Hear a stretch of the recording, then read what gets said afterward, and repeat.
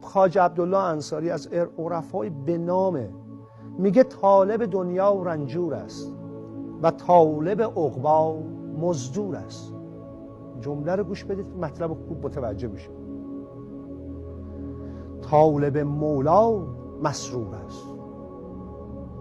میگه طالب دنیا که رنجوره، اونی که دنبال زندگیش، یعنی منظور توی بیت اول، توی قسمت اولی که داره حرف میزنه، یعنی داره میگه که اونایی که اعتقاد به خدا ندارن و دنبال پولن. منظورش توی اینجا این تقسیم بندیش اینه. میگه طالب دنیا یعنی فقط فکر کنه این دنیا وجود داره و عاقبتی وجود نداره. همینجا زندگی میکنیم و همینجا هم میکشیم و میخوریم و حالا یا آدم هم نمیکشیم، اخلاق داریم، حالا فرق نمیکنه. میگه رنجوره. طالب عقبی مزدوره. میگه هر کس که نماز بخونه که بره تو بهشت مزدوره.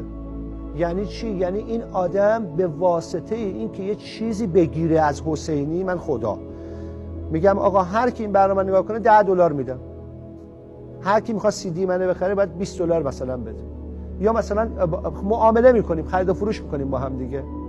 میگه این آدم که کار خوب میخواد بکنه به نیت مزدی که این خداه داره بهش میده، میفرستیم تو بهشت، رزق و روزی تو زیاد میکنیم، هر چیزی. میگه این آدم مزدوره. یعنی عرفان اینو میگه دنبال اینه که به اون بهشته برسه.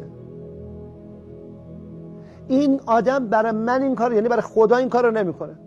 طالب مولا و مسرور است. میگه عارف فقط به فقط دنبال اینی که خدا شاد شه، همین، خودش شاد شه، همین.